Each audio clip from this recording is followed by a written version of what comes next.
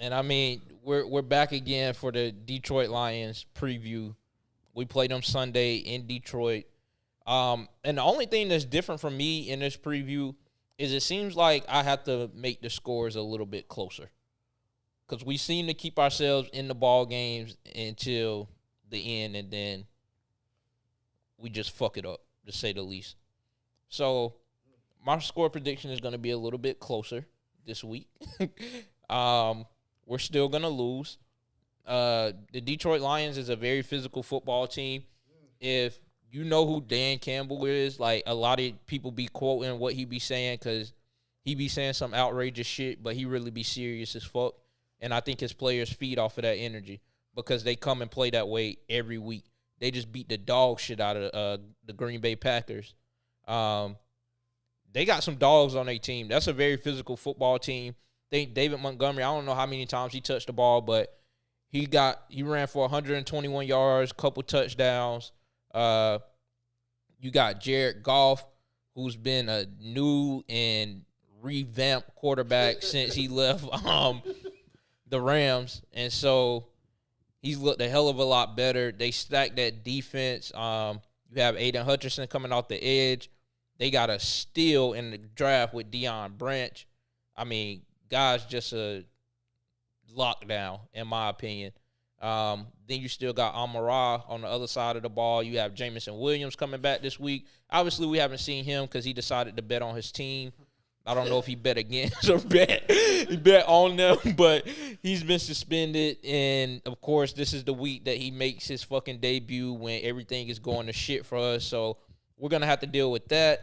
They got Laporta, very overlooked tight end, I would say, but he's been making some noise over the past couple of weeks as well. Then you got guys like Josh Reynolds, who I didn't know before this year, who's just all of a sudden catching everything thrown his way. So I say all that to say we're going to have our hands full. We're going to have our hands full this week. Dan Campbell is going to have them boys ready. And every week that I come on here and make these predictions, there's always a chance of us still winning the game. It's never like I give us 0% chance. It's just that I'm to the point I have to be very brutally honest because that's what y'all want and that's what y'all deserve. And so, I mean, yeah, I'm going to say we're going to lose this game again. We did beat them last year. I did go to the game. We beat them last year. Beat them bad, too. So they're going to have a bad taste in their mouth. We beat them so bad they filed a grievance at the end of the game. So nah, for real. They bitches for that. Yeah, that was soft as fuck. But they're going to have a bad taste in their mouth. I don't think they're going to come out and look like the same team they looked like last year. So we're going to have our hands full, man. And I think that we'll lose this game. I'm going to go 24-17. I don't know why. I don't know. That score just popped in my head. But I'm going to go 24-17 in favor of the Detroit Lions. Our keys to the victory, we have to neutralize the run game, which is going to be very hard to do because we haven't done that all year. They have Jahmyr Gibbs, who still hasn't really popped off yet. He was the number 8 pick in the draft, I think. He still hasn't popped off yet, but he's very effective in the pass game. So we're going to have our hands full with him and David Montgomery. So our keys to victory will be neutralizing that run game, playing very physical up front. Amon-Ra is not one of those slouch bullshit receivers. Like, he has great route running. He can catch the ball, and he has the ability to get behind your defense. So I think if you don't establish a pace and a sense of dominance early, then you're going to lose the game because I guarantee you the Lions will establish that early. So you have to match their energy as soon as you step on the field. And so that looks like not letting your defense get a 3-and-out and then go down and not put any points on the board, and specifically a touchdown. That would look like not being up at halftime and then coming back in the second half and looking like bums. You have to put up points any chance that you get against this team. Like I said, they're a very good football team. I think they're leading their division right now, and for what it looks like, it might be their division to lose going forward. So I think they have a lot to play for this year. They missed the playoffs last year, but just to go to what kind of team they missed the playoffs last year and still went their last game of the season and made sure Aaron Rodgers got clipped too. So it's not not a team that's gonna lay down and quit. You're not gonna get that from them. So you need to match their energy early. You need to be dominant early. You need to put points on the board early. This is the game where you're gonna need to play with the lead and not play that conservative shit. When you get a lead, when you get them down, you got to put your foot on their fucking throats. So, yeah.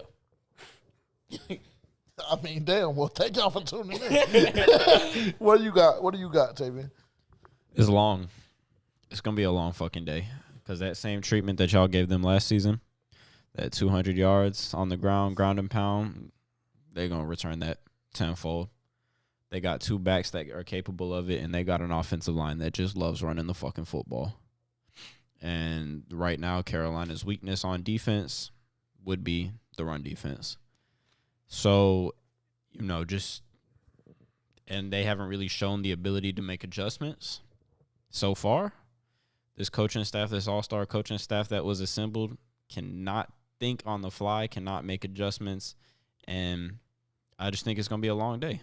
I think Penei Sewell and them boys up front is just going to be mowing people over and just going to kind of take that heart out early and just really dominate time of possession.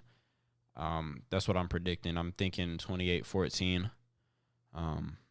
Yeah, I think it's going to be long.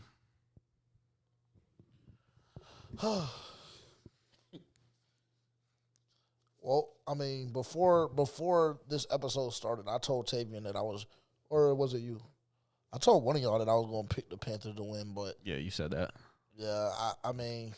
Reality setting in? Yeah, but I hate that I've done that the last 2 weeks in a row, but I don't know. What I will say is, I mean, I guess I kind of have a bold prediction, I guess you could say it's going to be a bold prediction, but I think that our offense will surprise us this week. I think that you'll see that switch from Miles Sanders to a little bit more Chuba Hubbard.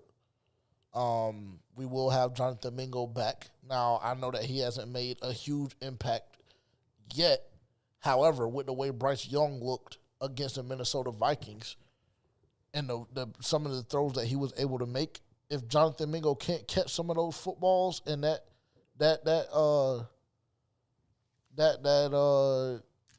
some of those targets can't get distributed to him, and he can't make some of those plays, then we have deeper and darker problems. I went on record and said on Wednesday that Bryce Young looked the best that I've seen him all season last week against the Minnesota Vikings. I stand by that. Nothing has changed from the last 2 hours since we've been recording. So I think this offense will look very, very solid. Now, the problem will come in when you enter Aiden Hutchinson in the mix, because the way our tackles have looked this year, specifically Ike Mekwonu, it might be a long fucking day for Bryce Young. So it could go one of two ways. It could be the offense impresses me and looks the best that we've seen it look all year, or we could be looking at Bryce Young in the tent, which would be extremely unfortunate. But it's a possibility. So, I'm excited to see what this team does. This is going to be a big game. A lot would consider this a trap game potentially for the Detroit Lions. So we'll see if the Carolina Panthers are ready to come out and play. Like Terrence mentioned on multiple occasions, this is going to be an extremely physical football team. This is going to be an extremely physical game. And if I have to go based on what the Carolina Panthers have shown me, if you recall last week against Seattle, I told y'all that it was almost like we were waiting for a moment to quit. And when that moment came, that's what happened. We gave up. That can't be the case this week. I need to see some maturation from this team. I need to see some guys stepping up. Like Tavian said on the last episode, the last preview that we did for the Minnesota Vikings, I need to see some dogs and demons emerge. I found me a couple last week. I'm not going to crown Etor yet, but Etor is looking different. I hate to tell y'all, but every step of the way I get a chance to big him up based on his performance, I'm going to do it. Etor is looking like one of them ones. Terrence is going to be hating. I can already see him out of the corner of my eye looking at me crazy. But Etor looked like a dog last week. Deshaun, what's Deshaun Jameson? Yeah, something like that. Yeah, he's different.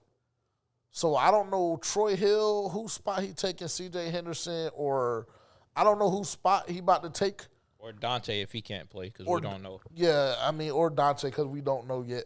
Correct. But watch that. Watch what those two guys do in particular. Offensively, I'm predicting a big game from Chuba. I ain't gonna lie. I just have a feeling in my stomach that Chuba might go for 85 plus. No cap.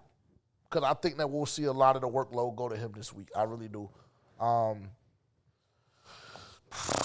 Let's just say, for shits and giggles, 24-21 Detroit. 24-21 Detroit. So we're not going to win. No. I'm about to say he did all that hyping up the damn team and this, that, Chuba this, Chuba that, Etor. So what was the bold prediction? I mean, because y'all sucked the fucking Lions' dick the whole time, so I had to give – I mean, we got Panthers fans watching. Lions fans watching too, I'm sure. What was the bold prediction? I don't even know. When did I say I had a bold prediction? That's what you said. You said, I got a bold prediction. 24-21 Lions.